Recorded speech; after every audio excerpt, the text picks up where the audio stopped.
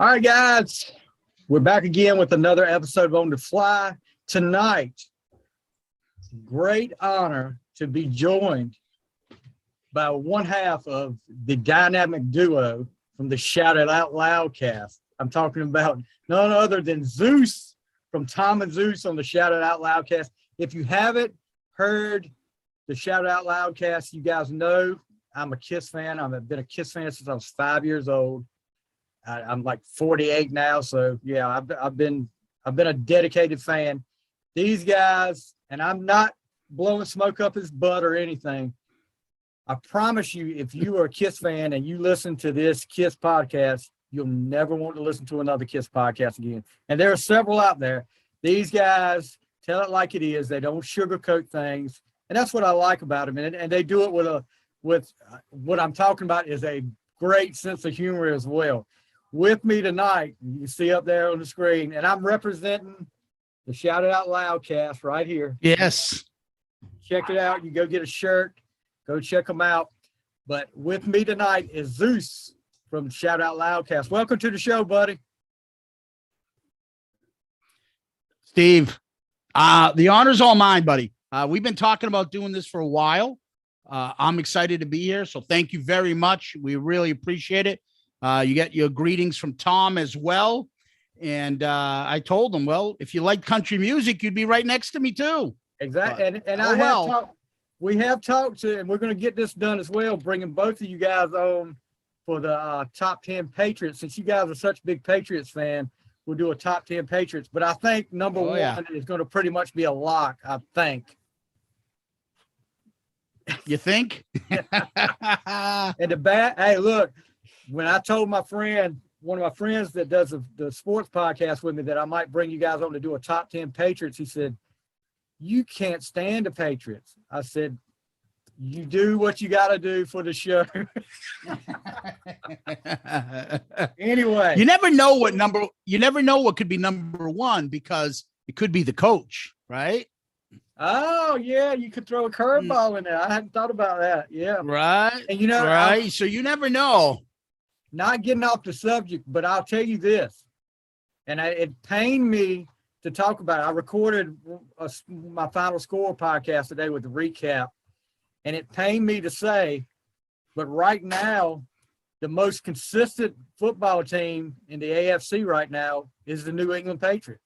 They're playing really good football with Mac Jones at the quarterback. So, you know, I think Belichick must have really known something. What he saw something he liked in that kid, and he's proven him right so far. Yeah, he's he there's just something about him. He doesn't hurt himself. Like a lot of mistakes other teams make and things like that, he eliminates those. He always has his team ready to go, no stupid penalties, no distractions, ready to go. So he eliminates a lot of the other things that affect other teams. And with that and his coaching up of players, this is what you get. And another thing too, you guys have lost 4, but really there's 2 games that could have gone either way. The Buccaneers game and the Cowboys game. You know, you had to lead late in the Cowboys game and let it slip away. And the Buccaneers game, you had those guys on the ropes. So, I'm not one to praise the Patriots or Belichick, but I'll give praise when praise is due. And he's doing a good job with them right now. Anyway, getting off the subject, rambling on. I know how that goes. I hear y'all do that sometimes. I do that as well. You think? Yeah. So we talk about a little bit about the podcast, Shout Out Loudcast. You guys started out, I've heard you tell it several times, you guys started out not knowing anything about how to do a podcast like me. And this thing has just grown and grown to where, I mean, you guys are like, just like you said, when you went to the Kiss cruise, people were getting on the elevator with you and seeing you across the room, Shout It Out Loudcast. You know, how is this thing? This thing is just snowballed big time for you guys. Well, it just started at me and Tom are Kiss fans, but we've had the same silly, immature kind of humor since college. I mean, we lived together for 4 years in college. We stayed in touch after that. And we always have our reunions and get-togethers and stuff. And then, when phones started coming in and texting, we used to like find stupid photos of the band or, Gene doing something dumb and then like texting each other and laughing about it. Tom used to listen to podcasts. I never even got into it. I know nothing about podcasts. He would listen to them. And he said, we met up one time. We're like, we should do one. I'm like, yeah, but I'm not doing any of these podcasts where like, I don't want anything negative about the band. If we're going to talk real, because Kiss, as great as they are, they do a lot of like stupid things or foolish things or funny things. And if you can't poke fun of that, then even the Kiss fans of the Kiss Army, there are people going nuts over that Funko at Walmart with the Destroyer thing. Everyone's flipping out online. I was watching now. And me and Tom, like, we just laugh about this stuff. Like, people are like, you're a grown man. What are you doing? Like, people snapping at each other and get into all sorts of chaos over Kiss. And the great Chris Jericho said it, and he's absolutely right. Kiss, wrestling fans, and Star Wars fans, all like super fanatic, but all toxic, and it's all sorts of shit. They love to be miserable about the thing that they love, and it's true. Yeah. So we got into this. We were thinking out loud. If we want to do it, we got to do it our way with our silly sense of humor. And I didn't care if 5 people listened or 10, but it was me and Tom, and it's like a running diary. You know that, running your own podcast. Years from now, you hope your kids someday were like, well, listen to my dad. What was he doing on this day? Like, I'll be ashamed if my kid listens to me, but maybe your kids will be proud. But it's something that we enjoy doing, and we wanted to do it our way. And the sense of humor part really caught on. Kiss has got a built-in audience. Any Kiss podcast that starts off will always get people to try it and listen. What we did is try to do it with the sense of humor and have you like us. If you like the host, you'll listen to them talk about whatever they want. So, sometimes we go off on a tangent, tell stupid stories that have happened to me over the time. We'll go on. We started doing different types of episode game shows. We started doing the album review crew, where we started doing non-Kiss albums to talk about that. We've got the Zeppelin part coming up because we're big Led Zeppelin fans. That's going to be coming down the pipe. And we got a few other things coming down too, because we don't want to be a podcast that just says, well, just you'll tune in. And then we kind of lazily put something together. We put a lot of work into it, and it's not easy, and firsthand. Yeah, it's a lot of work, and one of the things that I worry about when I do an interview or I do a show is I've got, like, we showed each other our notebooks earlier. I'm scared. Yeah. I'm scared I'm going to miss something, and when I go back and look, I was like, man, I should have said that. I should have asked that, something like that. But yeah, that's why I do so much research, trying to come up with something, and when I got an interview, I try to come up with something that they didn't think I would know about. And, it's happened a couple of times. I've got a few guys on that, but man, you guys, like I said, I'm really enjoying the album review crew. I'm waiting for the first country album to see what Sonny and Tom's reaction is to that. That would be tough. Like, believe me, I've thought about it, but it's got to be something that, something that's an album, because lots of times, unfortunately, a lot of the country albums, they have a lot of throwaways in there and can't be anything silly. It's got to be a good album all the way through. Yeah. I think there's tons of them. But, there he is. They, as soon as they start hearing the twang, if they hear the twang, they hear the violins, they're going to be like, what is this garbage? Turn this off. Like, so, and that's fine. And that's where I get my release. When we were talking about, let's do 90s country, I'm like, yes, please. Yeah. 90s country was definitely my favorite era of country music. Like I said, I got out of it in the 80s. And got back into the 90s, and we'll talk about how I got back into it in just a minute. I want to talk a little bit about your latest episode of Shout Out Loudcast. You guys did the world famous Music from the Elder album review, which people have been harping for I don't know how long. Ever since I started listening, I've seen messages. When are you guys going to do the Elder? And you know, the Elder, you either love it or you hate it, and a lot of people don't like it. But there are some good songs on there. I remember, I'll tell you this story. I got it for Easter when I was in 4th grade. Show and tell, I took the Elder to school to play. And when Mr. Blackwell came on, the teacher heard, "Mr. Blackwell, you can go to hell." And that was the end of that for me. I was like, okay. She took it right off, put it back in the sleeve, said, "Take this home." And I was like, really? But yeah, that used to be my gift. My Christmas and Easter present was a Kiss album every year, just about, when they were coming out so quick. But yeah, you know, another thing we want to talk about too is people say, you know, you're a Kiss fan. Zeus is a Kiss fan. You can't listen to country music. You know, you can't be a country music fan and be a Kiss fan. You know, and that's one of the things that always bothered me about what people say. You know, I listen to country. I don't listen to current rap, but I listen to like the 80s, rap back it was in the 80s.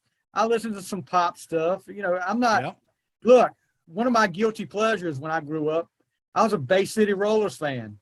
So, I mean, Bay City Rollers and Kiss on the turntable over there when I was a kid.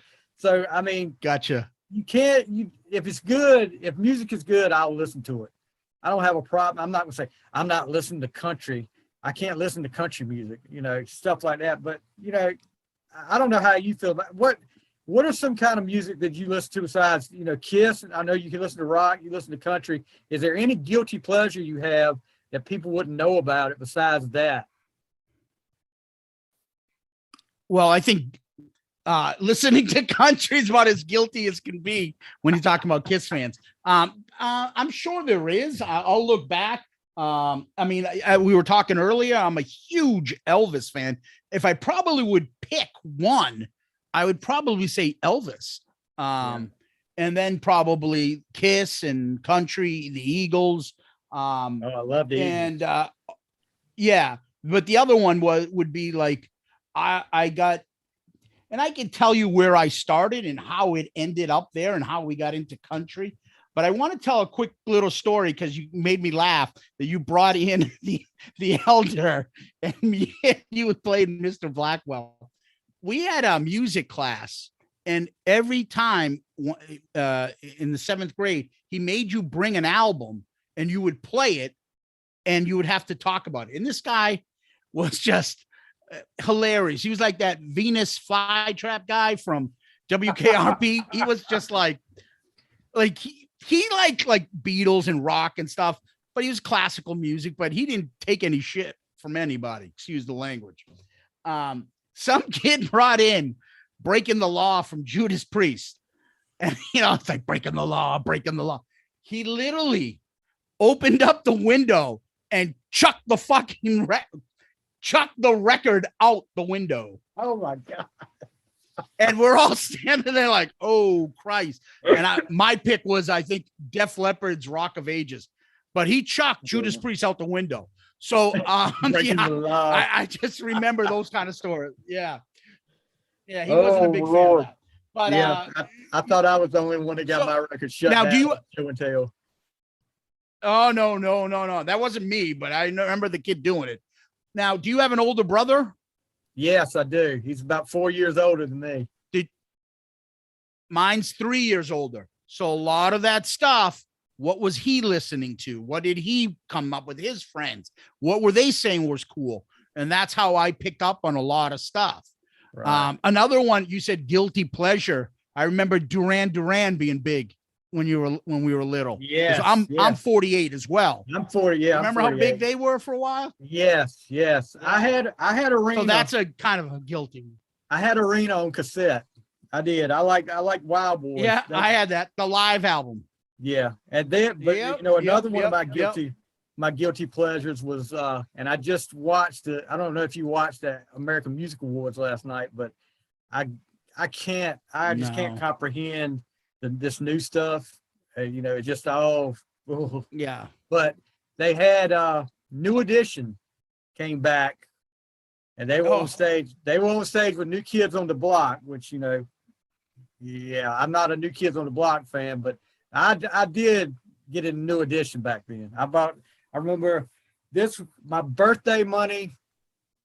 One year I got the New Edition cassette and Kiss Animalized. So, and then a Prince Purple Rain t-shirt. So, I mean, I was sitting, Prince is the middle. I was saying Prince is the middle between those two artists. Don't you think? Prince, Purple A Rain. little R&B, a little rock. Album.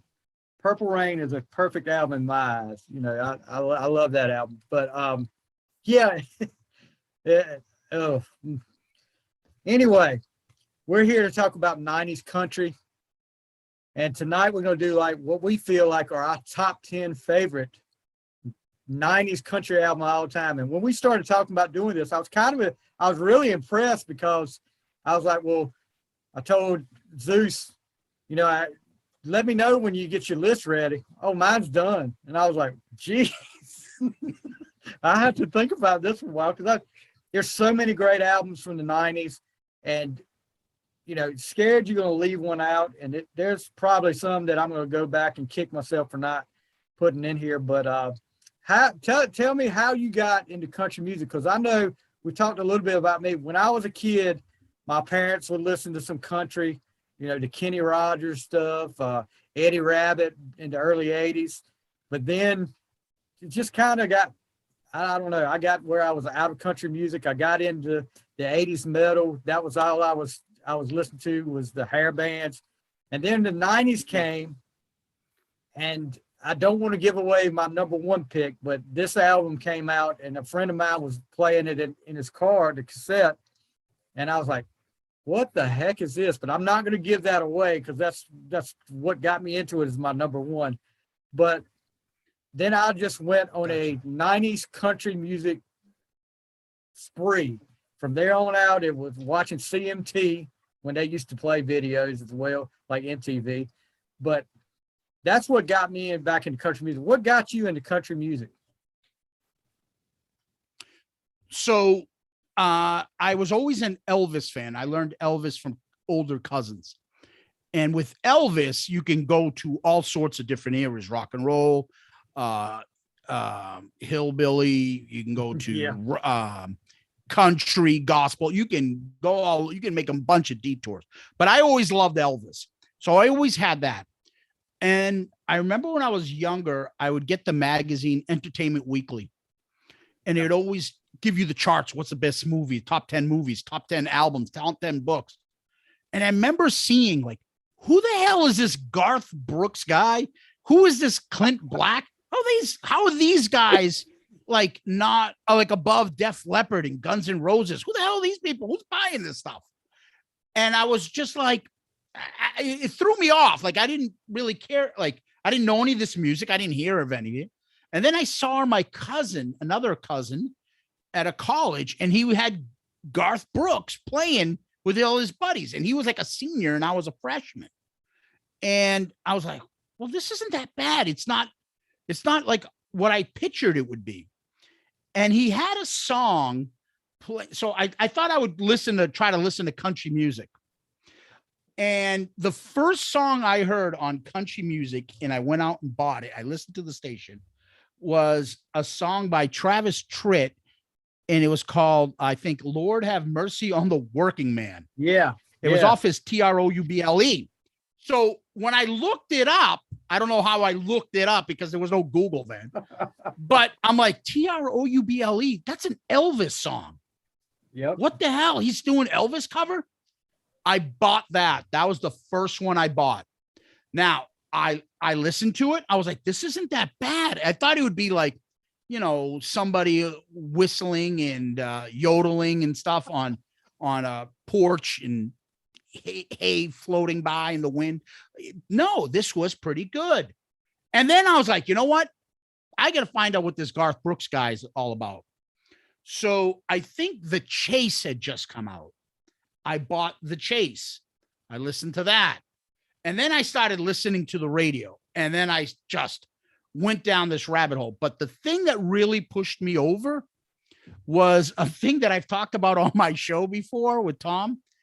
And it was a running gag. When I was at college, I did a lot of that BMG Columbia House scams. Yes. So while we were in college, because your mailbox would always change, you'd leave. I must have ordered hundreds and hundreds of CDs, which are all behind me. And I would use fake names. I started using, no kidding, Ziggy Marley. I put things like my first name was Chode, Jorge, and all sorts of stupid stuff. And I would get these. So if I heard a song by an artist that I thought I would like, or if I saw her in Columbia House, like, this guy's a hot new artist, screw it, I'll buy it. And did I buy it? No, I ordered Columbia House and got them for free. So, and the other big thing that would add to this was the 5-disc player. So I'd be in my room, in my dorm room in college, or drinking or studying stuff, put 5 CDs. And I'm the type where I can't just put a CD and put it in, or music, and just listen to 12 songs straight. I got to put it in with 4 other albums, put them on shuffle and let them go. And then wait till something, ooh, I like that song. Let me go back. What's the name of that song? And then boom, you hit something else. And then I would switch them out, put 5 other CDs in there. And it grew. Like, I watched CMT. It didn't hurt that all the female country artists were easy on the eyes as well. Let's be honest. And it really picked up. That country music was everywhere. You could watch it on CMT, because MTV by this point was starting to kind of go away from music videos a little bit into starting to do reality shows, and things like that. But country music was there. And then my brother started listening to, and then other people started listening to. I just, it just snowballed from there. And then, but it was mostly my own private thing. I didn't have other country music fans that I was friends with. I couldn't say, hey, Martina McBride's coming in town. Want to go see her? Hey, Tracy Bird is in town. Like, those things weren't happening. Right. So I ended up having this as like my own private guilty pleasure. And as you can see, it's pretty expansive. Yeah. Yeah. What do you think? And I've asked some other people this. What do you think you would have done or we would have done? I know I would have probably never left the house if Apple Music or Spotify existed back when we were kids. I'll be honest with you. I'm not a fan of them. I have Spotify. Right. I have it for my kid. I still buy physical things. So when we do like the album review crew on Shout It Out Loudcast, and they pick an album I don't have, I buy the album, even though I could listen to it for free anywhere else. I buy the physical CD, not the LP. I don't believe in the vinyl craziness.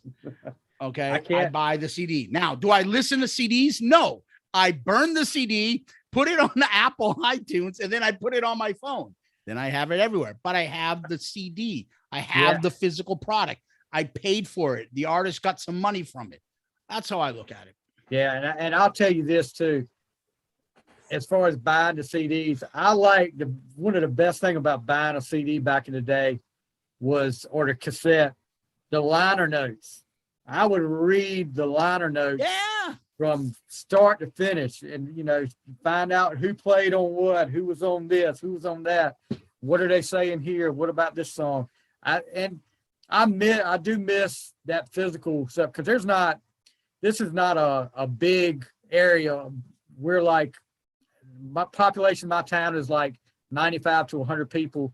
The only place you can get music from close to here is Walmart. I mean, so it's not a big area for getting your music. But it didn't, you're right. It didn't hurt that the females were pretty hot looking back when Faith Hill. Oh my God. Anyway, I'm gonna tell you. Let me tell you one more story because you got me thinking about when you said about talk about my brother. Sure. Talk about brothers. Now I've been a Kiss Yep. fan since I was 5 years old, and I've been dedicated through the whole time. You know, my brother kind of got away from it, but reunion tour starts. Coming to Greensboro. Greensboro is like maybe 2.5, 3 hours away from us.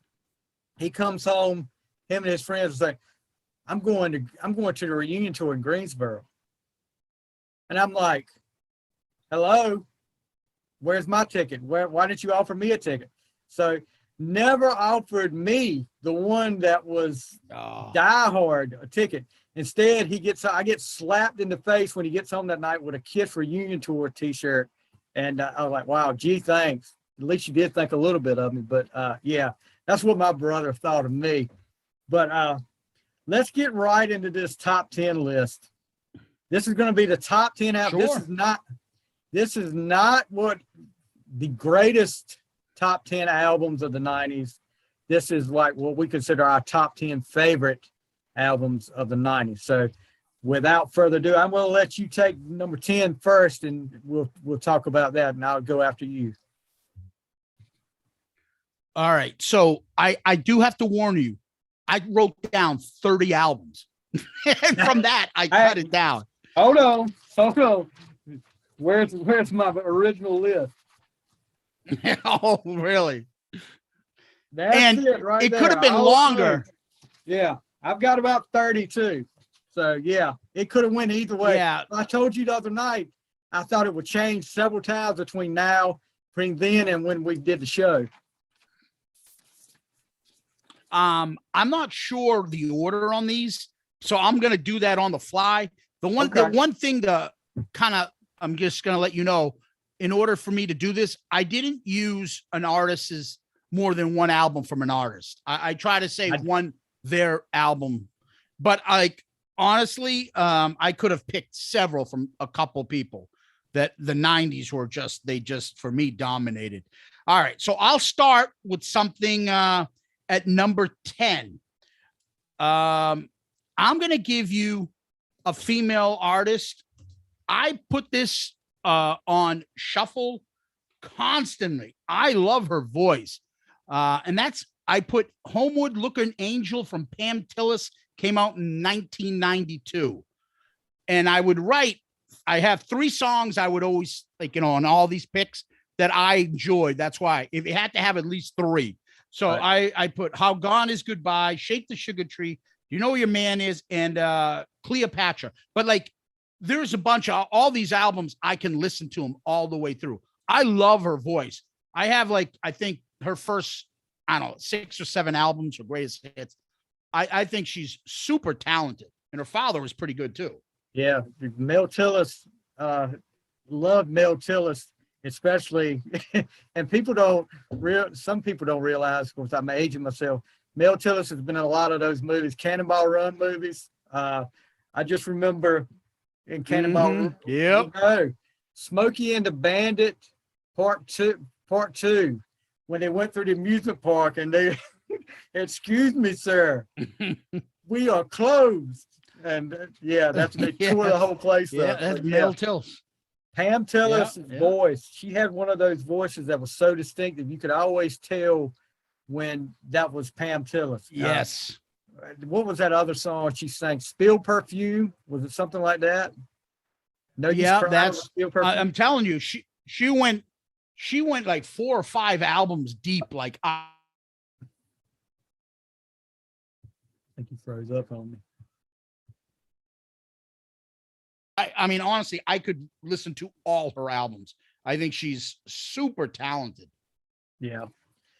So Pam Tillis. Now, my number 10 is probably not on your list, but one of those bands from back then that had a mega hit, that's Little Texas, Big Time. That album came out May 11th, 1993. Their second album. I had, of course, there was My Love was a good song. God Bless Texas. And of course, the mega hit they had back then was What Might Have Been. And that's probably what everybody remembers Little Texas as. Brady Seals and Tim Rushlow would do the vocals. Great vocals in that group. I also enjoyed them. I know I'm a big Eagles fan. You're a big Eagles fan. They did it on Common Thread, the Eagles tribute album. They did Peaceful Easy Feeling, did a great version of that.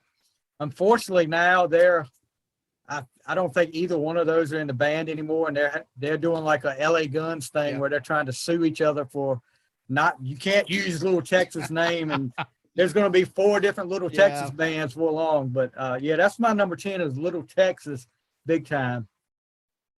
I'll let you get your number 9. Yeah. All right. Now I have that album back there somewhere because I like that song, God Bless Texas. Yeah. And I bought the album. BMG special, so right? I have that. Yeah, that's right. I'll pull it out. And I can tell it's from college because we always used to put the black marks, our insignias, kind of like on all the CD cases. We would do it because people would steal CDs in college. So you'd put like different marks. So the Zeus marks had the 2 stripes on all of them, but nobody was touching my country album, so it didn't matter. All right, number 9 for me. I'll go with. Geez, now I'm like, I don't know how I'm going to put these in order. I'll go with this. I'll go with Garth Brooks and Rope in the Wind. To me, that's his most complete album. Okay. So Rope in the Wind came out in 91. Yeah. It's got Burning Bridges, which I like. We Burn the Hatchet, in Lonesome Dove. And everybody loves The River. It's such a beautiful song. Yeah, definitely. So, of Garth's, I mean, I can listen to all his albums straight through, no fences, obviously, and things like that. But for me, I that's my go-to for him. Yeah, Garth had so many great albums back then. He was on fire back then, and you couldn't go wrong with the Garth album back then. My number 9 is, we're going to get into the female with me, Shania Twain, Come On Over. Now, this was her 3rd album. Now, how many albums, any kind of album, rock, country, anything, have 12 singles released off of it? She had 12 singles. That's how good this album was. The 9th best-selling album in the U.S. and worldwide all time. 50 consecutive weeks at number 1. Nominated for 6 Grammys. Of course, Mutt Lange is the producer. I mean, you could just go right down. This is one of those albums you could just let play. I mean, I don't know what happened there. Okay. I'm back. Okay, I don't know we what lost you there. after you. Yeah. All right, so I'll just keep going with that. But yeah, you can't beat Come On Over. I mean, so many great songs. Do you remember, I guess everybody had it as their wedding song, From This Moment. Yeah, I know. Yeah. Do you remember the guy that sang with her on that? No. Who's that? Because there's 2 versions of it. There's one that she sings by herself, and then there's one. Yeah, there's a duet. I know. Yeah, I know. Brian, But the one that became Brian popular White? was. Yes. Yeah. He had a minor hit, something. Yeah. Remember, like there was a video for him playing baseball or something like that. But for me, what's amazing about Shania Twain is her 3 albums in a row were all diamond records. Yeah. Over 10 million. Yeah. If you look at her husband, he's got those 3. He's got the 2 Def Leopards that are off the charts. And then he's got Back in Black. How rich can that guy be? Seriously. That's insane, the amount of albums he's done. Right? Yeah. It just blows the mind. For me, though, Stevie, I will tell you, I had, I had her other album there. The Woman in Me. The Woman in Me. Yeah, with Any Man of Mine. You Win My Love. No One Needs to Know. I'm Out of Here if you're not in for love. I didn't list it. It was on my maybe list. But since you picked her, so I'll leave it off. We already discussed her, so that's fine. I mean, 12 freaking singles off one album. I mean, that's incredible. That's incredible. All right, what's your number 8? Yep. All right. So number 8, I'm going to go with a band that's kind of polarizing, believe it or not, in country music. But I love them. And that's the Dixie Chicks Fly. I love that album. I think they're fantastic. I think the two sisters are super talented. And I think Natalie Maines has a great voice. I don't really.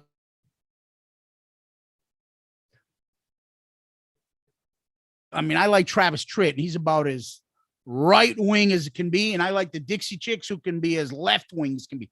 Yeah. I don't care. I don't listen to that stuff. But Fly has came out in 90, I think 99. Cowboy Take Me Away. Obviously, the big hit was Goodbye Earl, Cold Day in July, and I love Without You. I think it's a beautiful song. And I can listen to Fly all the way through. I got into Dixie Chicks when my wife and my sister-in-law became huge Dixie Chicks fans from the first album. And then when Fly came out, I'll go ahead and tell you, that's my number 5.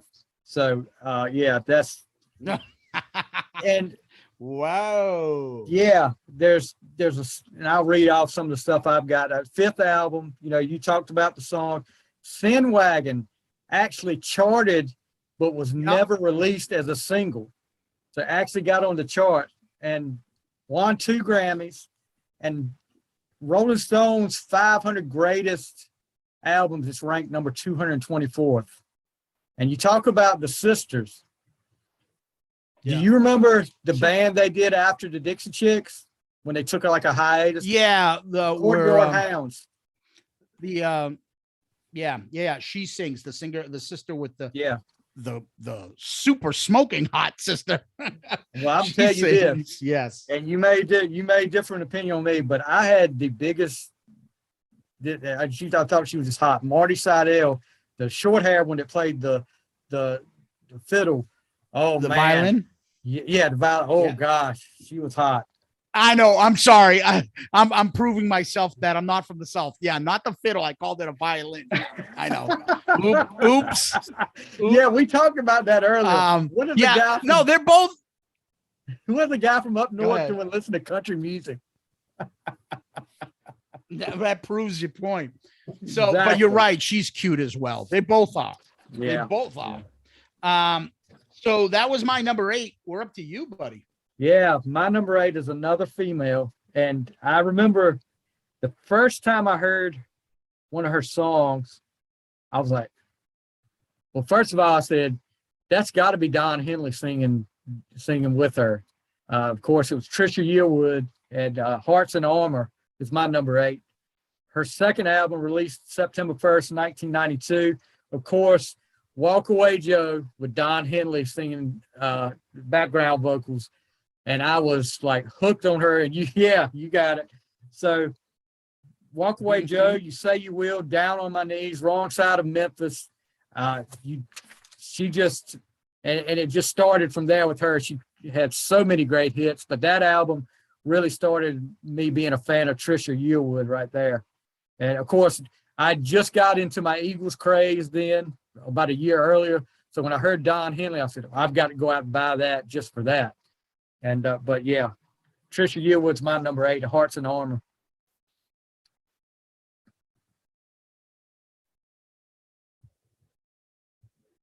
Called Believe Me, Baby, I Lied. I love that song. Oh, yeah.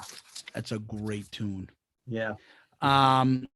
So that's number 8. So number 7 for me, I'm going to go with, let me see.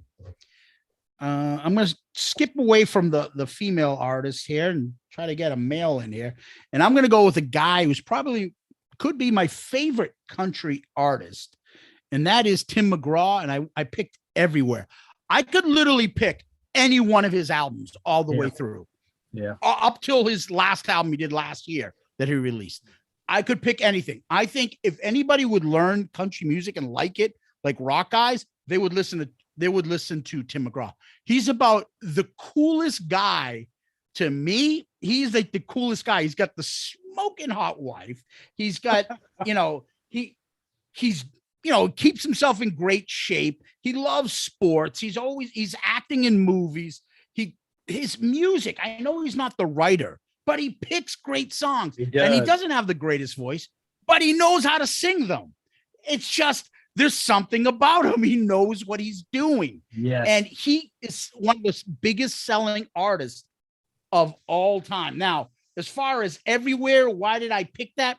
He got better as the years went on, but on this specific album, he's got the big hit, which, you know what? It's Your Love is for me, but One of These Days, Hard on the Ticker, Everywhere, and You Turn Me On. I love those tracks. And again, Tim McGraw is one of those I can put on any album, let it play all the way through. It's a great album. It's just, I put it number 7 because it's not his probably best, but it's still a great album for the 90s for me. Yeah, I'll go ahead and tell you that is my number 4. But Everywhere. Yeah. Wow. One of those days is one of my favorite Tim McGraw songs. I love that song. And then I did not realize till I started doing research on this, Timothy B. Smith is doing the backing vocals on Everywhere from the Eagles. I did not know that really till I didn't know that either. Yeah, but that's awesome. Of course, the mega hit was This Your Love. Go ahead. Yeah, the mega hit was This Your Love, but that's got, you get that's a little fatigue after a while from that. But yes. Yeah. But Stevie, if you said, can you make me, I want to get into Tim McGraw. Can you, just put a playlist together? You'd be like, dude, you just gave me a playlist with like 100 songs. I'd be like, yes, exactly. Yes, I could do exactly. that. Or I'd just be like, just put everything he has on shuffle and you'll love it. He's that good. And it just amazes me that he just has that knack of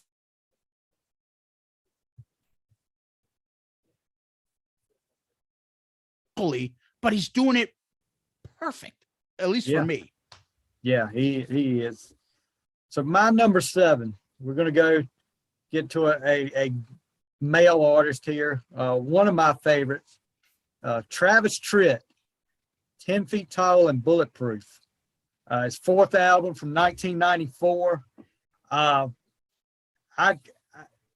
Foolish Pride, when that came out, I was just like, holy crap. When it had that eerie, I don't know what kind of instrument it is at the end it plays, and it plays at the start of the song, but it's some kind of effect that I was like, wow, that's just awesome. And then, of course, he did part 2 of his videos with Tell Me I Was Dreaming from I Don't Love You Anymore from the previous album, and that just hooked me in with the video. Yep. It's just weird how, and I'm going to get off a little tangent here, I guess. It's just these artists have to, and I know it's hard to make a video now. MTV doesn't play them, CMT doesn't play them. But let me ask for you, when you like the song, but didn't you like it even more when you saw the video? Yeah, to me, it a video would be very difficult to ruin the song for you. Yeah, it usually can enhance it, and sometimes the country ones were a little cheesy and corny. And sometimes like they all thought they were like Marlon Brando and wanted to act in the videos, and it's just a little bit cringeworthy, be honest. Travis Tritt had a habit of doing that. Yeah. Reba McEntire too. Like stop it. But then again, she's the one with the acting career now, so she's laughing at me for saying that. But I just thought a lot of their videos are just a little like cheesy and stuff. But Travis Tritt, that album, 10 Feet Tall and Bulletproof. I'll tell you right now, Outlaws Like Us. We're singing it with Waylon and Hank Jr. Yep. Hard Times and Misery. Tell Me I Was Dreaming.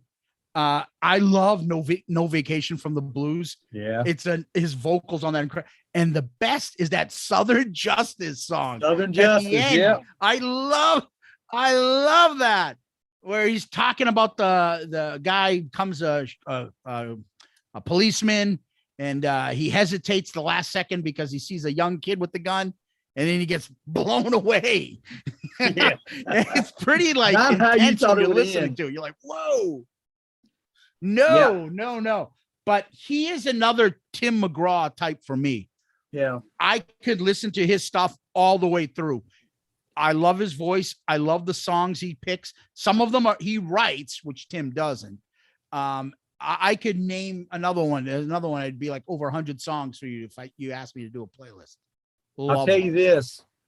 Before COVID struck, me and my wife got to go. We got a theater, a small theater about 30 minutes from us. And of all people, when they send out updates and I look, and Travis Tritt came to that theater. I said, we're going. It was Travis Tritt just by himself, acoustic. And man, he put on a great show by himself. Yeah, I remember he was doing that. Yeah. It was so awesome. I was just glad that we got to see him before COVID struck. But yeah, Travis Tritt, like you said, you could name 100 songs that you could listen to with Travis Tritt.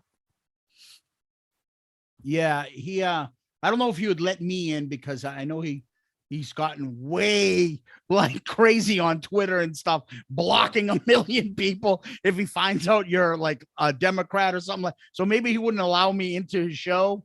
That's okay. I love his music. So, and that should be the thing that unites us, right? So yes, but definitely. Anyway, number 6 for you. I'll do this for you. I'll go right back at you. I took Travis Tritt, but I didn't take that album. I took It's All About the Change. Oh, second album. His second album. That's right. So the Whiskey Ain't Working Anymore with Marty Stewart. Marty Stewart, yeah. He's got some good duets with him. Here's a Quarter, Call Someone Who Cares. These are great country lines, right? It's All About the Change. If Hell Had a Jukebox, it's a good one. And then Bible Belt. He always does something like that, where some sort of preacher is always screwing around or robbing people or cheating on people. And I love that song, Bible Belt.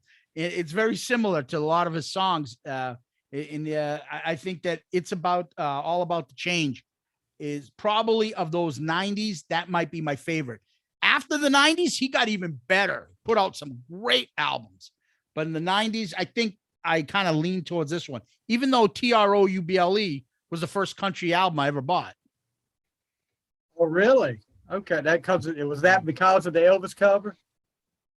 Yeah. Well, it was the first song I listened to on the radio, as I was saying a bit earlier. After my cousin, I heard Garth Brooks, right? Have you heard the new album he put out, Set in Stone? No, I'm sure I'll end up getting it someday. Yeah, it is really good. I was really impressed with it. So number 6, you talked about her a little bit earlier, about her acting skills. Reba McEntire, For My Broken Heart, her 18th album. I listened to this. I took it upon myself, I think in March, to say I was going to listen to more entire albums. And I want to listen to at least one a day for a year. And not too long ago, I listened to this one again. And man, there's so many great songs. Of course, you got For My Broken Heart, Is There Life Out There? The Night the Lights Went Out in Georgia. That was a great one, a Vicki Lawrence remake. But then, and you had Greatest Man, If I Had Only Known, which is about her band that died in the plane crash. But then there's a song, I don't know if you know this, I'm sure you do, Bobby. There's something about that song that tells a story about a kid whose dad did a mercy killing on his mom. And he grew up hating his dad. His dad was in prison. He hated his dad, and then learns to realize as he grew older why his dad did it. But man, this was the first time I heard her and Vince Gill, because Vince Gill's doing the backing vocals on this. And her and Vince Gill working together is like magic. I mean, The Heart Won't Lie was awesome, but her and Vince Gill working together is like magic. And you can definitely tell it's Vince Gill on the backing vocals there. Just a great song. Yeah, I'm going to save a comment about Vince Gill for something else coming up. But yeah, I hear you on that. I was gonna take a Reba, and she's in my I don't know, honorable mentions. Right. If I was gonna take it, I was gonna take Read My Mind. Oh, Why haven't yeah. I heard from you? She thinks his name is John. Till You Love Me. The Heart is a Lonely Hunter, and Still. A lot of good songs there. And her vocals are just phenomenal. I mean, let's be blunt. Yeah. Phenomenal. And she was looking good back then. Oh, definitely. Yeah, definitely. You remember the duet with Linda Davis? Does He Love You? Yeah, they both were looking good. Yes, the vocals on that were almost as good as they were looking. Exactly. And that song that you mentioned, because I almost picked this album. That song that you mentioned off of your track was on the 8-second soundtrack, which is one of my favorite from the era, but I didn't take it. That 8-second soundtrack was all country guys. They had Pam Tillis, Brooks and Dunn, Reba McEntire, and there's an awesome version of the Linda Ronstadt, which is actually Everly Brothers, When Will I Be Loved by Vince Gill. Does an awesome version of that song. That soundtrack is great. Yeah. But I digress. Number 5 for you. Number 5. All right. Number 5 for me. I'm going to go with, just to tidy up my story before I forget about Vince Gill, I'm going to go with probably my favorite artist, female artist of the 90s, and even further on, country singer, because I think she's just flat out got the best voice of them all. Not the best looking, but the best voice. And that's Patty Loveless's The Trouble with the Truth. Oh, wow. I can go with any album of hers. Here's another one that I could do just like Tim McGraw. Everything. I can listen to all her albums straight through. I could do a playlist of 100 and something songs. I could have picked any of her albums from the 90s and been confident in any of them. The Trouble with the Truth, the title track, 1,000 Times a Day. And there's a great deep cut called She Drew a Broken Heart, which is great because she always has this like up-tempo type song. It's kind of like you could make it into a rock song if you wanted to. And her vocals, I know she changed her style. She had some sort of a throat thing that happened and she had to change her whole vocal delivery. Like right in towards the beginning of her career after her first couple albums, whatever she did, it was phenomenal because in the 90s, oh man. And she kind of leaned afterwards lately into more like mountain soul kind of music. Bluegrass. And whoo, oh my God, her voice is incredible. She doesn't really perform anymore, release any music, which is too bad because I try to see if she's touring or anything. The last thing she was on a country cruise. So I don't think she's doing anything right now. Yeah. But yeah, Patty Loveless, I love. And the reason I mentioned her and Vince Gill, because the two of them, you can hear them in other people's albums in the 90s and be like, oh, that's Patty Loveless in the background. Yeah. Oh, that's Vince Gill. And the two of them are always in the background of their albums for each other. I mean, Patty's done stuff with Travis Tritt, Dwight Yoakam, Vince Gill. You hear her voice, and incredible one with George Jones. It's just phenomenal. Yeah, my wife is a big Patty Loveless fan. I got her the Smart Lady album that I think it was Mountain Soul is what it was called. I think it was called that. She wore that out, but she's got two of them. Go Rest High on That Mountain with her and Vince Gill. Oh man. Yeah. Powerful stuff. At George Jones' funeral. Yeah. You talk about Vince Gill. Yeah. I'll talk and how you can spot him and everything. Of all things, now the town I'm from, Chris Daughtry grew up down the street from us. So we're big supporters of him. But his second album, he did a song called Tennessee Line. And I remember listening to it for the first time, and I was like, who the heck is that singing in the background? It can't be who I think it is. Vince Gill singing backing vocals on Tennessee Line. And then there was one of the music award shows they did Tennessee Line live on the music award show. I was like, and I was like, Chris has really hit it big when he's got Vince Gill singing background vocals for him. That's true. And then on the original Mountain Soul, because there's Mountain Soul too. She has a song called "You'll Never Leave Harlan Alive," which is probably the most like blows your mind, passionate, like vocal country, like holy aching voice you'll ever hear. And she kills it. And there's a great YouTube video of her performing it live. It's insane. And when I first heard the song, I'm like, dude, how is she not getting tortured for this? You'll never leave Harlem alive. What kind of stuff is that? That's so racist. I can't believe she's got a song like that. I didn't realize there's a place called Harlan. I thought it was Harlem. And so I was like, what the hell is this? But the song is incredible. Incredible.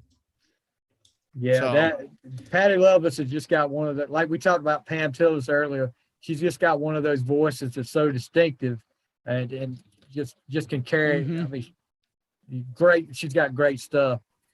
My number 5 we already talked about was Dixie Chicks Fly. We talked about that with of course, great album there.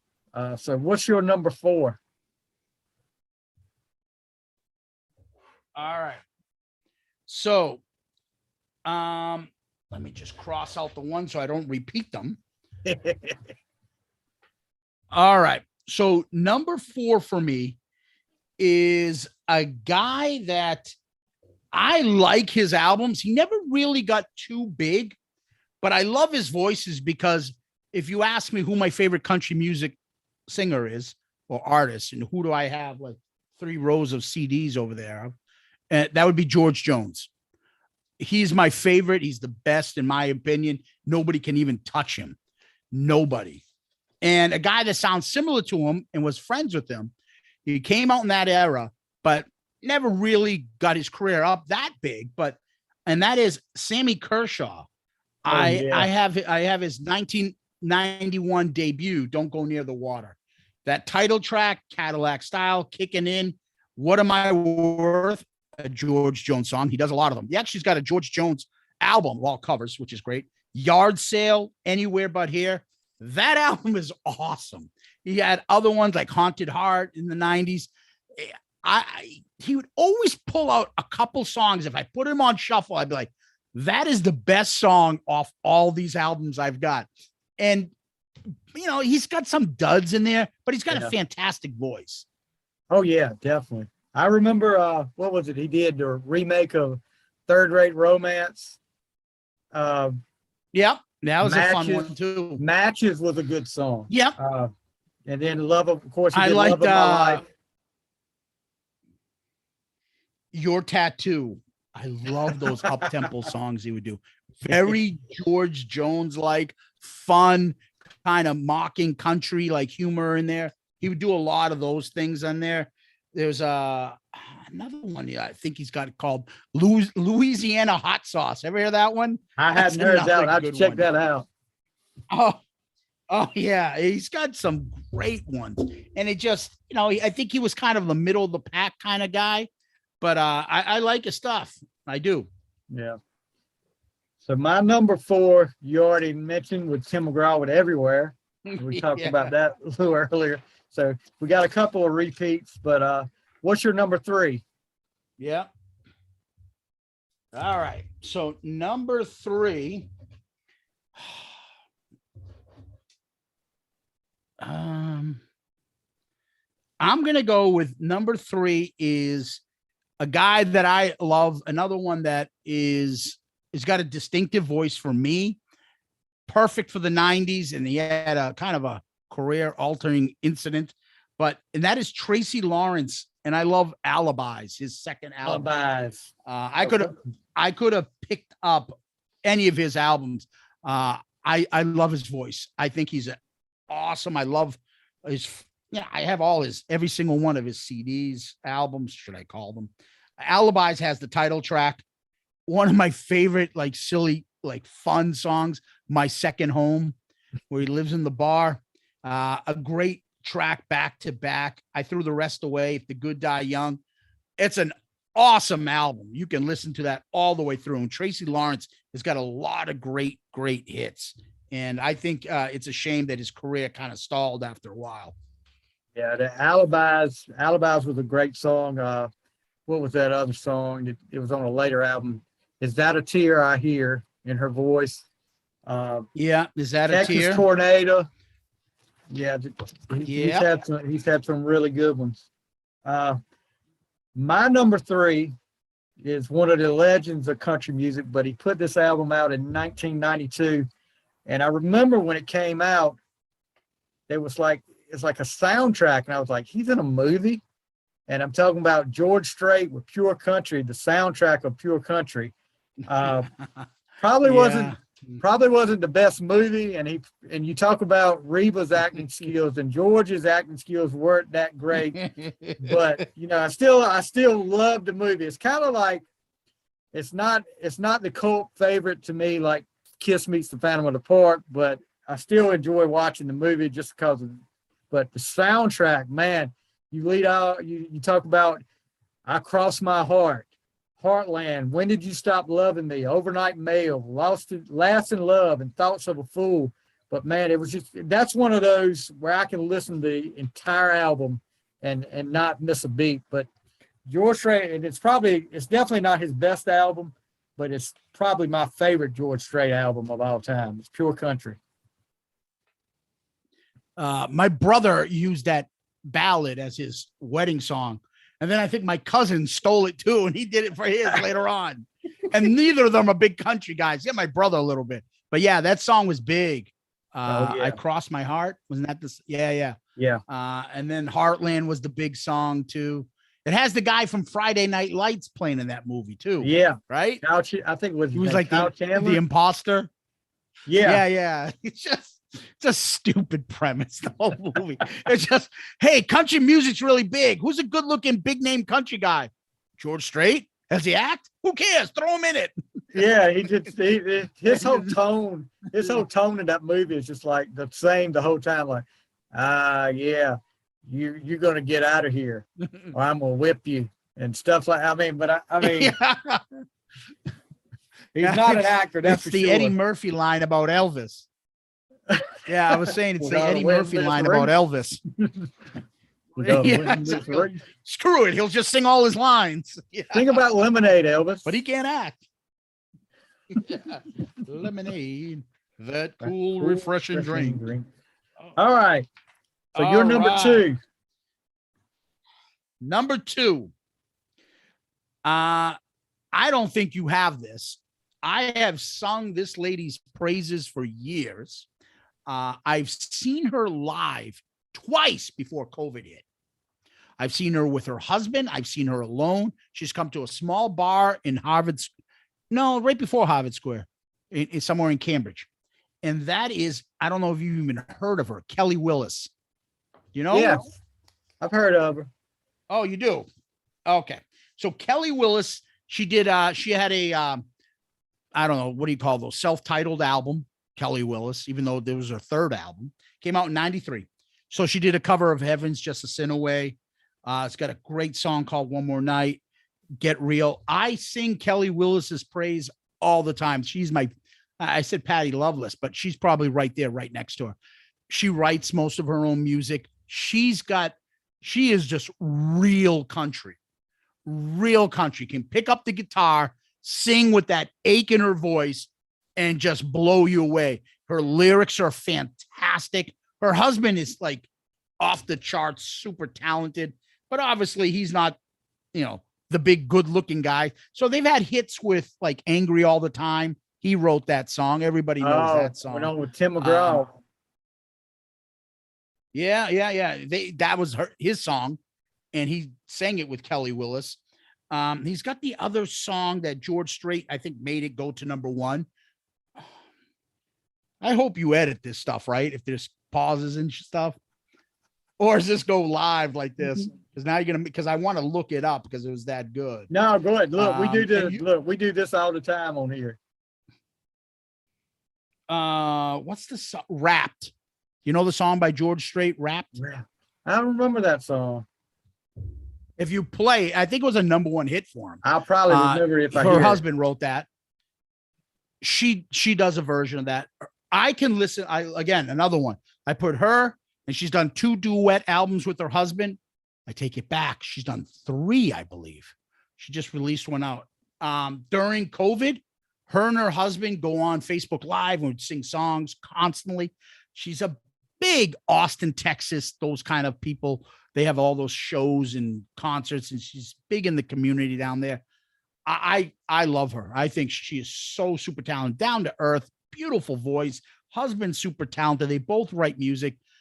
Kelly Willis, it just to me is pure country. And when I got that album, because she was easy on the eyes back there in the 90s, and I got that album, I just never stopped listening to her. So I would constantly buy stuff. The next thing I know, I'm like, she's coming to a bar in Cambridge. Like, holy shit. I've got video, like I'm like 2 feet away from her. I'm like, watching her perform and stuff. I was blown away. So super talented. You'll never see artists that are at the American Music Awards do what that lady can do. Go up there with a guy with a stand-up bass, a drummer, and a guitar player and a slide guitar, and her with an acoustic guitar, and just sing for like 2 hours and go like that. It's amazing. Yeah. I'll definitely have to look up more of her stuff. I do remember her, but I haven't listened to a lot of Kelly Willis, but I'll definitely check her out. My number 2, you talked about it, Tracy Lawrence's career kind of stalling, and he had such great hits. My number 2 is a guy that had some big hits, had 2 or 3, maybe 4 great albums, and then it just kind of went away. You didn't hear a lot from him in a while. But he started out with a man. I'm talking about John Michael Montgomery, and I've got Kicking It Up at number 2. Leading off with over there. Be My Baby. And I look, from the self-titled album, I became a fan, or the first album, I don't know if it's self-titled or not, but I became a fan then. He just got that voice, that deep voice, and I'm a sucker. I'm a sucker for a ballad, especially a country ballad. And when you sing something like, I Love the Way You Love Me, or off this album, I Swear, or Rope the Moon, this guy, and probably it's not on this album, but one of the songs that I really love of John Michael Montgomery, and I don't know if you've heard it or not, the video was so controversial, they wouldn't put it on TV, but you can find it on YouTube, the little girl, about the little girl that her parents were drug addicts, and she hid behind a couch. Have you heard that before?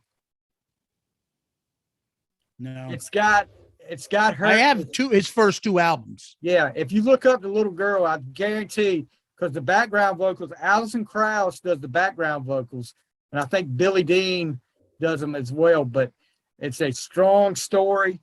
But he puts it on that one. It's just a great song. But John Michael Montgomery, probably one of my favorite country artists of all time. Just those first 3 albums were great. And, actually, I'll get a little corny here with this, because there's a John Michael Montgomery song called, gosh, I'm gonna get killed for not remembering the name of it now. I Swear. No, this is an unknown. You probably haven't heard this one. How Was I to Know? That song is pretty much that's when I get a text from my wife, that goes off, because it just fits us perfect. The story fits us perfect, but it was not our wedding song, so we didn't use it in our weddings. But yeah, How Was I to Know? What album is that off of? That's off. I think that's actually off the 3rd album.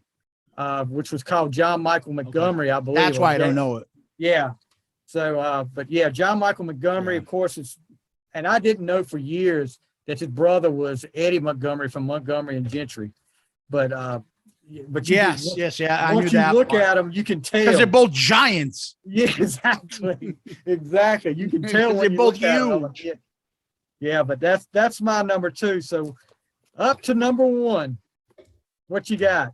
All right. So I think number 1 is the reason why this is number 1. It might be my favorite from this era, but it just got everything. there's not one bad song. It's epitomizes country music in the 90s. And I'm taking the guy that I think everybody likes, nobody dislikes, and that's an Alan Jackson, Here in the Real World. I think that album is incredible, but I think all his albums, I could have picked any one of his albums in the 90s and been fine with it. I just picked this one because it's sentimental to me. It's the first one. Again, you got Here in the Real World, Wanted, Chasing the Neon Rainbow, and I love that song, Home. And he writes most of his stuff, and he's got a good voice, and he's a traditional country artist, which I love. Yep. I'll tell you a story about Alan Jackson.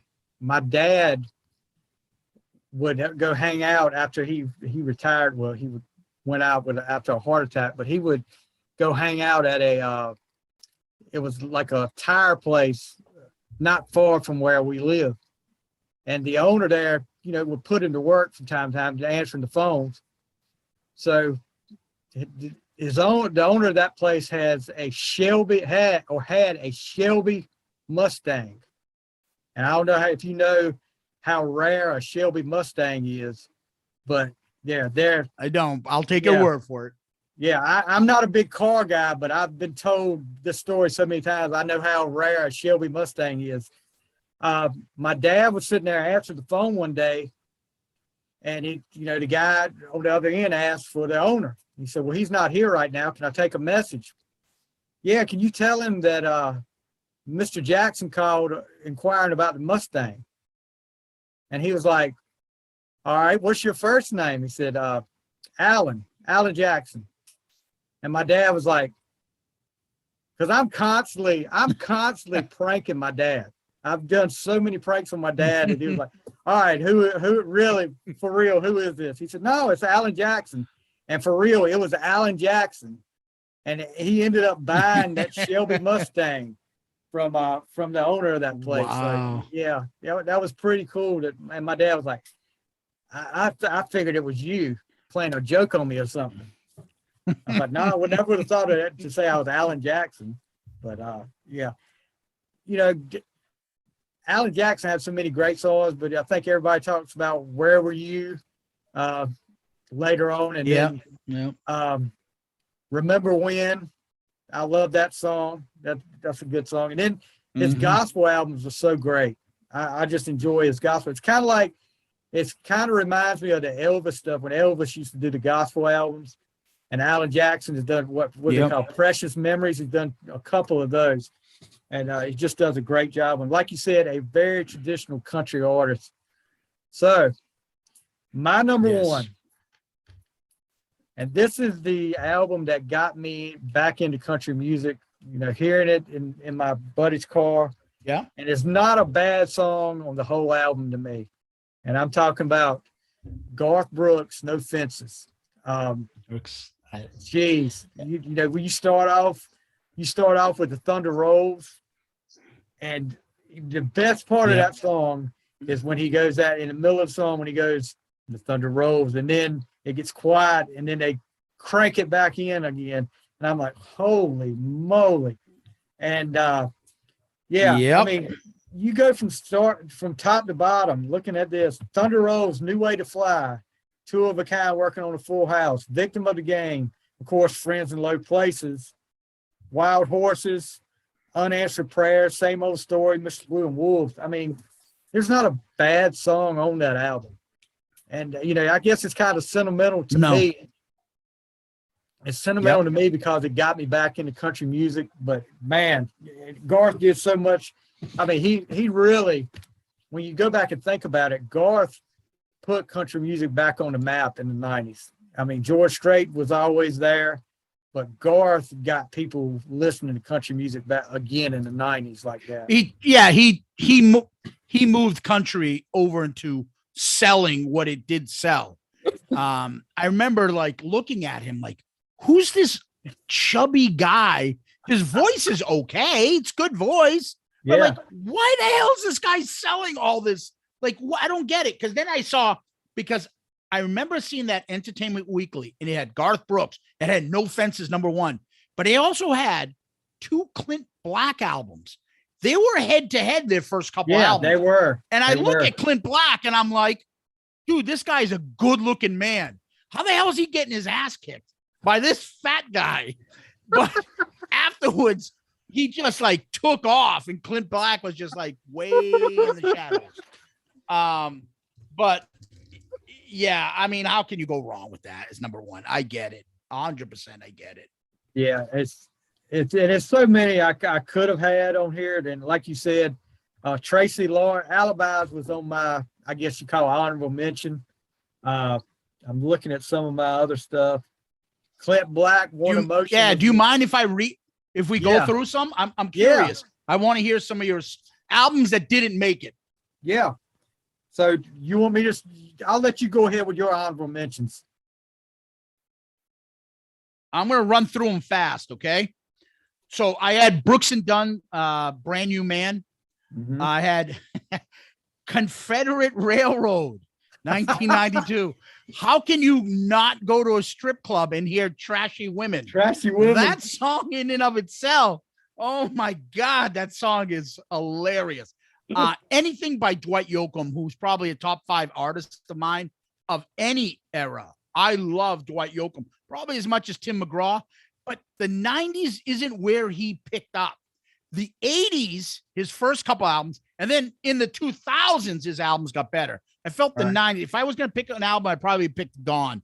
I had Faith Hill's Faith, not Breathe.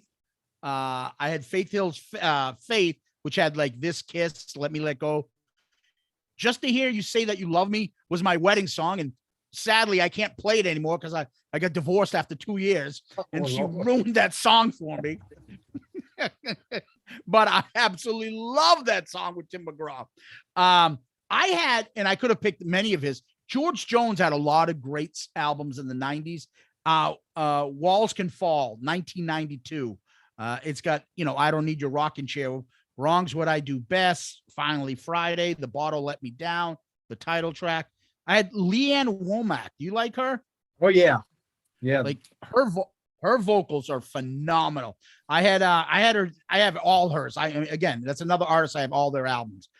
Some Things I Know, A Little Past Little Rock. I'll Think of a Reason Later is so catchy. And a song called Don't Tell Me. Vocals are off the charts. Lori Morgan's Watch Me. Now, talk about a smoke show. Holy Christ. That woman was smoking in the 90s. Watch Me, Half Enough, What Part of No. And she does a great version of It's a Heartache, that old Bonnie Tyler song. Another one that I love, and I have probably one of my favorite artists. I have all her albums. And her Christmas album is the best Christmas album I've had. Martina McBride. Oh, gorgeous. I had probably The Way I Am, My Baby Loves Me, Independence Day, She Ain't Seen Nothing Yet, Life Number 9, Marty Stewart's Love and Luck. I like that title track, Kiss Me, I'm Gone, Wheels. And he does a great version, If I Give My Soul, that Billy Joe Shaver song, which is awesome. Johnny Cash does a great version of that. Mary Chapin Carpenter. I don't know if you liked her. Come On in 1992 is an awesome album. Yeah. I Feel Lucky, The Bug, Passionate Kisses. It's a great song on there called Walking Through Fire. I Take My Chances. Another, like, Jesus Christ, these 90 women. Another smoke show. Mindy McCready. Remember her before she got all cracked out? Oh, phenomenal. Yes, what was that song? If I Don't Stay the Night. You'll Never Know. And You'll Never Know. Yep. What's the name of the song about the picture? In long time. What's the name about the song? So she had the one Guys Do It. She had the song that was #1 hit. Guys Do It All the Time. Yeah. She had that song. She had the other song. What was the song about the picture on the wall? And I'm drawing a blank. Gosh. A Picture on the Wall. Guys Do It All the Time. 10,000 Angel. Girls Got to Do What a Girl's Got to Do.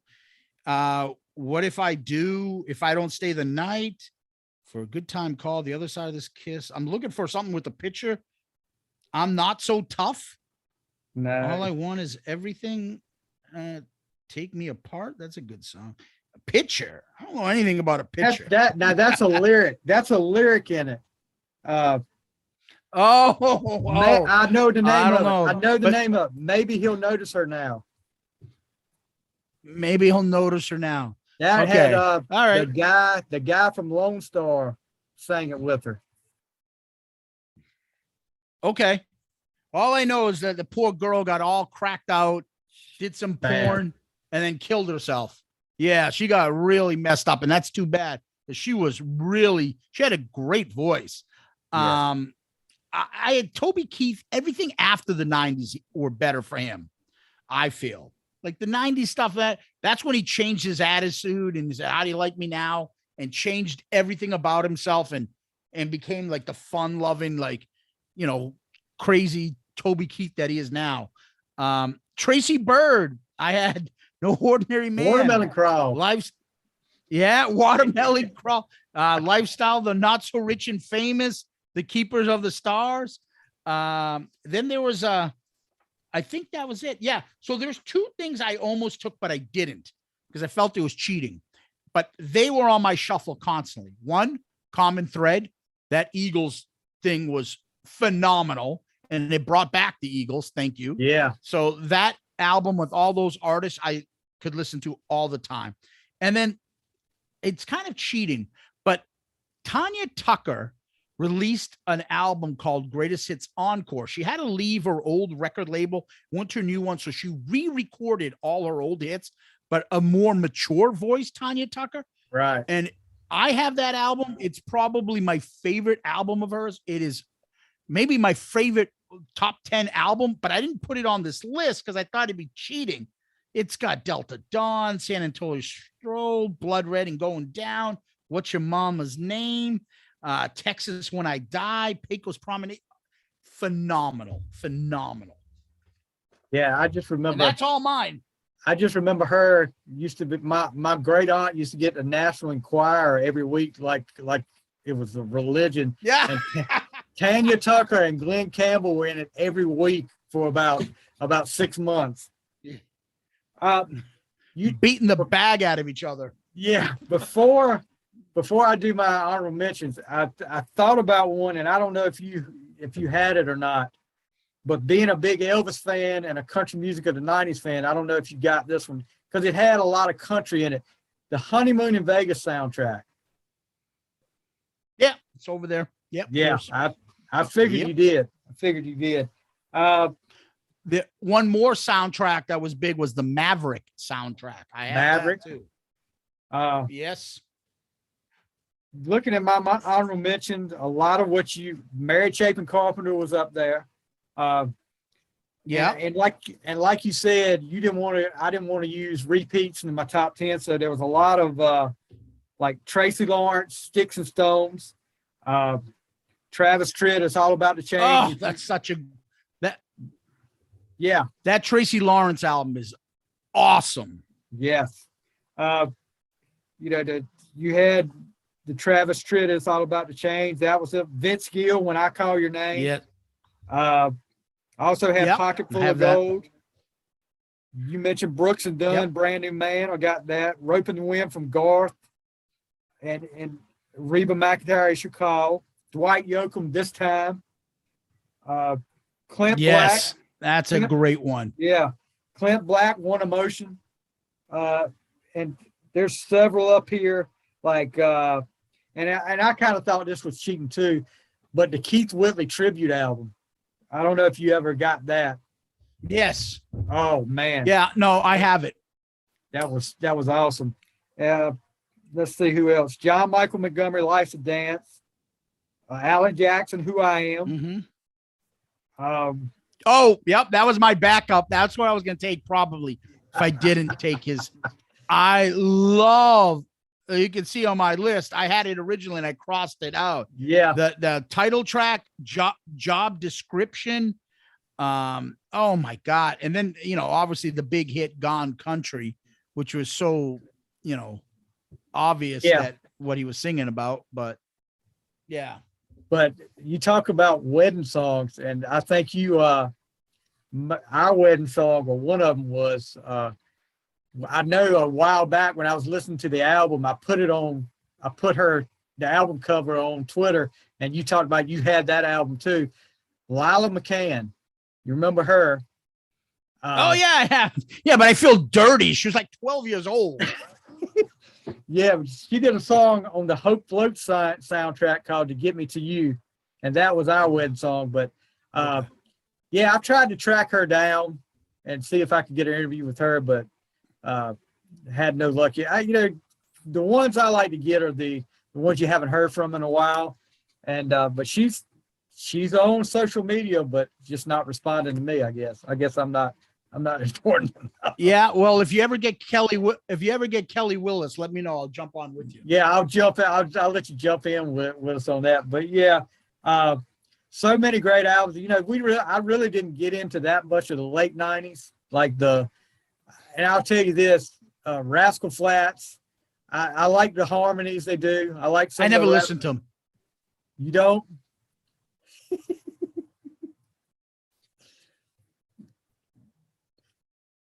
Hold on, I think he froze. I don't know. It didn't agree with me. Okay, yeah, I went to see Rascal Flatts with Toby Keith was a headliner, and they were opening it up for him, and I became a fan then. But yeah, I didn't get into a lot like Kenny Chesney, which I do like Kenny Chesney, but I didn't get into a lot of that. There was so many in the early 90s when I first started that I couldn't put them on there.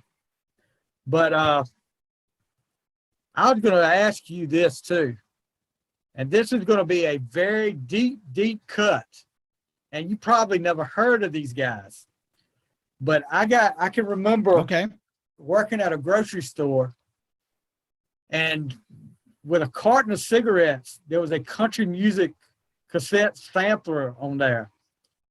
And I was looking at it, I was like, who are these people? Because there was a lot of unknown. It was two or three that you knew. But there was actually one good song up there that I liked.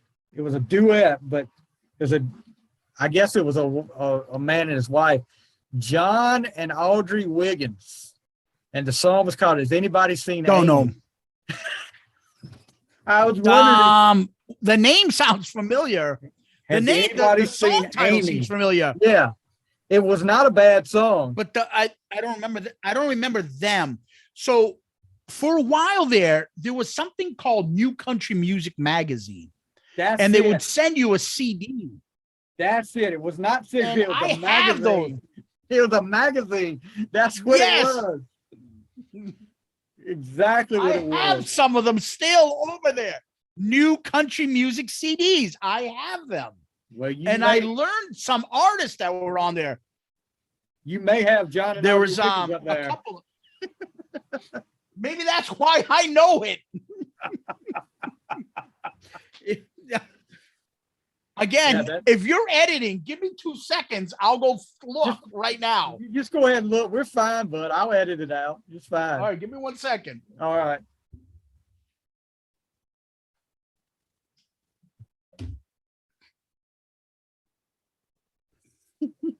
So I knew where to grab this. Look at these things.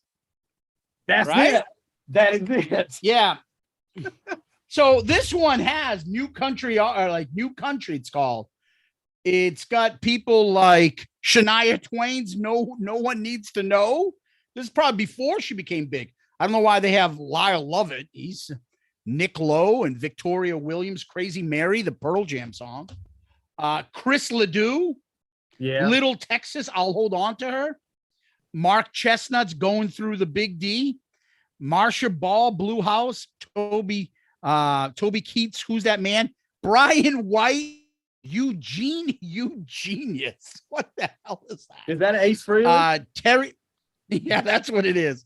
Terry McBride and the Ride. John and Audrey Wiggins. Has anyone seen Amy? There it is. Now I'm going to have to play this. You called it. This is the cover with Toby Keith. Yeah, that's some other dude. And is it a guy named so these George, other ones have George like Dukas up there or something? Yeah, George Dukas. What? Dukas or Yeah, something. George Dukas. Yeah, Lipstick Promises. Yep. I remember Look that. at some of these bands. Hey, do you remember David Ball's Thinking Problem? Yes, I'll admit. Remember that song? The Band is on here. Linda Davis, Love Didn't Do It. Neil McCoy, Mudslide. Billy Dean, I remember him. Yeah. Susie Bogus, Tracy Lawrence's My Second Home is on this. Junior Brown, remember that guy with the little funky guitar player? My Wife Thinks You're Dead. Neil McCoy's Wink, Leroy Parnell. Yeah, all these artists, and then there are a bunch of no names next to them. Yeah. Wow. That's funny, man. Yeah. Yeah. I knew. Yeah, you're going to be listening to John and Audrey Wiggins tonight. Okay. So do you have this? I don't have it anymore. I had it. Yeah, I had it because I wore it out. So there was a song on here that I listen to still to this day. And I've never heard anything else by him, but I guess he's a big country, like a traditional country guy. Robert Earl Keane. Have you ever heard of him? Yes, yes. It's got a song called Think It Over One Time. I listen to that song all the time. I love it. It's a great song. Oh, man. I want to Good say call, Stevie. There was a local radio talk show, and I don't know if it gets up north much. It's called John Boy and Billy. Yeah, they're kind of yeah. Dude, I haven't listened on the radio, and I can't imagine they would make it up north. They're really Southern guys, but they do comedy and stuff like that. And I want to say Robert Earl Keane was a frequent guest of their show, but because I remember hearing it, I know I remember hearing him on there before, but I can't believe we found John and Audrey Wiggins. There you go. That's Well, a great way. That's a great way to end on that note, right? Yeah, yeah. Zeus, thank you so much for doing this tonight. It's been a blast. And we definitely got to do this again. We get Tom on here and do, like we said, talk about the Patriot stuff or talk about music again. Get y'all on here, talk some Kiss or something like that. But absolutely, man, thank you so much. It's been a great thrill to be able to talk to you guys. Like I said, it's an honor to have you on the show. Thank you so much. I appreciate it, guys. Stevie, thank you very much. I appreciate you having us on, and we hope we can reciprocate soon. And happy Thanksgiving to you and all your listeners. Same to you guys. You guys, that is Zeus from the Shout It Out Loudcast, and that's going to do it for tonight on The Fly.